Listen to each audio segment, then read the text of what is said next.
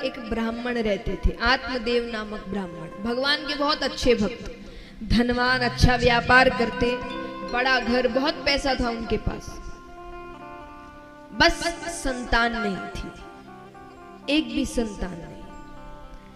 और जितने अच्छे पति थे उतने ही अवगुण पत्नी में थे। पत्नी का नाम था धुंधली। सुबह उठने के बाद जब तक एक दो घर में कलह ना करवा दे वो भोजन नहीं करती। पर इस पर भी आत्मदेव प्रसन्न थे। आत्मदेव कहते ऐसी पत्नी दी है तो आप में लगा हुआ हूं, अच्छी दी होती तो उसी के पीछे लगा रहता दिन भर। तो वो इसमें भी प्रसन्न था कि ठीक है वो अपनी जिंदगी जी रही है, मैं अपनी, लेकिन बस संतान नहीं है, उसे संतान चाहिए थी। बड़ी कोशिशें की, हर रूप से देखा, लेकिन कुछ नहीं हो रहा। पूजा पाठ सब कुछ करवाया। अंत में वो अपने घर पर एक गौ माता लेकर आता है। उसने सोचा कि गौ माता के जो बछड़ा या बछड़ी होगी उसी को अपनी संतान मानकर पाल लूंगा। ऐसा दुर्भाग्य, वो गौ माता भी बांझ निकली। अब यहां पर आत्मदेव को लग रहा है मानो मुझ में कोई कमी है, यानी मैं मनहूस हूं, मैं जिसको अपने घर लेकर आता हूं उसको संतानें नहीं होती। ऐसे जीवन का क्या करे? उसके मन में इच्छा आई, आत्महत्या कर लेते, जीवन को ही खत्म कर देते। नदी में डूबने जाता है, पीछे से एक ऋषि खींच लेते हैं। अरे क्या कर रहे हो?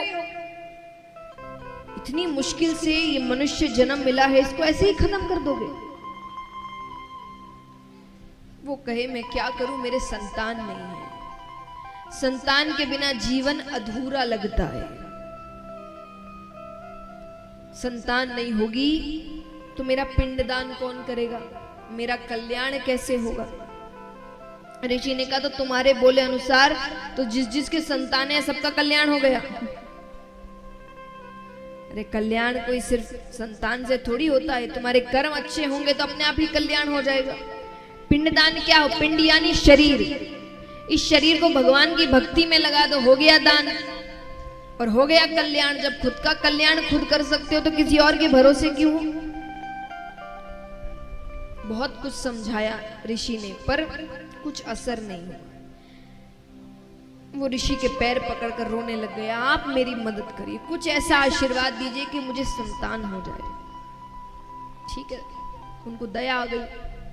वो एक फल देते हैं, कहा अपनी पत्नी को खिला देना, तुम्हें पुत्र होगा और तेजस्वी पुत्र होगा, क्योंकि इस फल में मैंने अपने आज तक के तप का पूरा तेज डाल दिया है। यानी जो पुण्य मैंने किए हैं वो सब इस फल में है। बड़ा अच्छा पुत्र होगा तो। ठीक है, जाता है, पत्नी को सब बताता है, उसे फल दे दिया। पत्नी सोचे कहां से लेकर आए हैं, खाने से क्या हो जाए। इतने में ही उसकी बहन आती है। उसने अपनी बहन को सब कुछ बताया। बहन ने कहा देखो तुम्हारे पास धन की कमी नहीं? बोले नहीं, मेरे पास संतानों की कमी नहीं। मैं 1 महीने के गर्भ से हूं। तुम अपने पति से कहो तुमने फल खा लिया, तुम गर्भवती हो गई, लेकिन बच्चा तुम अपनी बहन के घर पैदा करोगे तो मुझे जो संतान होगी वो मैं तुम्हें दे दूंगी, तुम बदले में मुझे बहुत सा धन दे देना। ठीक है, फल का क्या करें? अरे बोले ये सब कोई काम करते हैं क्या? गौ माता की टोकरी में डाल दो। गौ माता ने खा लिया, गौ माता गर्भवती हो गई। 9 महीने बाद दोनों बालक लेकर आ, यानी गौ माता को एक बालक हुआ और धुंधली भी बालक लेकर आती है। गौ माता के जो बालक हुआ बड़ा विचित्र, शरीर मनुष्य का है पर कान गाय के हैं। तब दोनों के नाम रखे गए तो गौ माता से जो पुत्र हुआ उसका नाम रखा गौकर्ण, यानी गाय के जैसे कान, और धुंधली से जो बालक हुआ उसका नाम रखा धुंधकारी। अब धीरे धीरे बच्चे बड़े हो रहे हैं। गौकर्ण जी तो बड़े अच्छे बालक हुए। और वहीं पर धुंधकारी सर्व अवगुण संपन्न। नहीं सुना हो तो फिर से कहूं, सर्व अवगुण संपन्न, ऐसा कोई अवगुण नहीं जो उसमें नहीं है। चोरी करना, झूठ बोलना, मदिरा पान करना, नशा करना, गलत स्त्रियों के साथ संग करना, सब कुछ करता। एक अच्छी उम्र आने के बाद उस समय भी देखिए गृहस्थ वाले भी जीवन भर गृहस्थ का पालन नहीं करते थे। जब बच्चे अच्छे समझदार हो जाते तो बच्चों को उन पर छोड़कर वो वन की ओर चले जाते थे।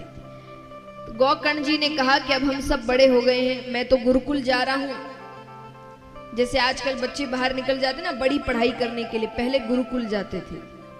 क्या बड़े हो गए, अब 16, 17, 18 साल की उम्र में उनको गुरुकुल भेज देते थे। अब सारे काम खुद करो, खुद अपना जीवन चलाओ।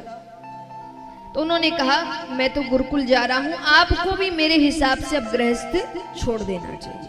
ठीक है, गौकर्ण जी चले गए, पिता भी चले गए। अब यहां पर घर में केवल धुंधकारी और उसकी माता। अब उसे नशा करने के लिए एक बार धन की जरूरत थी। उसने मां से मांगा, घर में पैसा नहीं था, उसे गुस्सा आ रहा है। तो क्रोध में आकर उसने अपनी माता को ही मार डाला।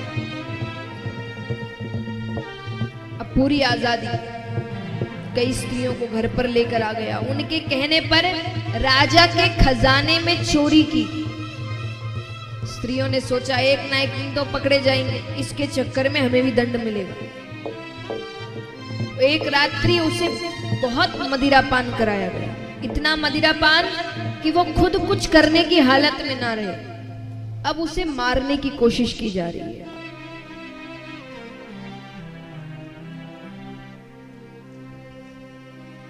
अब उसे मारने की कोशिश की जा रही है, पर इतने पाप किए हैं, इतनी जल्दी से तो मृत्यु आने से रही। तो अंत में गरम गरम कोयले होते हैं ना, देखते हुए कोयले उसके मुख में डाल दिए। बहुत दर्दनाक मृत्यु आई। मृत्यु के बाद भी उसे मुक्ति नहीं मिली, प्रेत योनि प्राप्त हुई। अब जब भाई को पता चला, उसने गया में श्राद्ध इत्यादि करवा के वापस लौटते हैं। सोने लग रहे हैं कि किसी के रोने की आवाज आती है। हम और आप तो भाग खड़े हुए वहां से। गौकर्ण जी कहते हैं कौन है, कौन रो रहा है? एक आवाज आई, मैं तुम्हारा भाई धुंधकारी हूं, मुझे प्रेत योनि प्राप्त हुई है, तुम कुछ करो मेरे लिए। अरे मैंने गया में श्राद्ध इत्यादि सब करा दिया, फिर भी प्रेत योनि प्राप्त हुई है। वो कहे गया श्राद्ध शते नापि मुक्तिर में न भविष्यति, यानी एक बार क्या 100 बार भी मेरा श्राद्ध करा दो फिर भी मुक्ति नहीं मिलेगी, मैंने इतने पाप किए। ठीक है, जाओ मैं कल सुबह बताता हूं। ठीक है, सूर्य उदय से पहले ही गौकर्ण जी उठ जाया करते थे। सूर्य नारायण भगवान आते हैं, वो उन्हें रोकते हैं, कहते हैं जो त्रिकाल संध्या करते हैं उनकी बातें देवता सुनते हैं। त्रिकाल संध्या यानी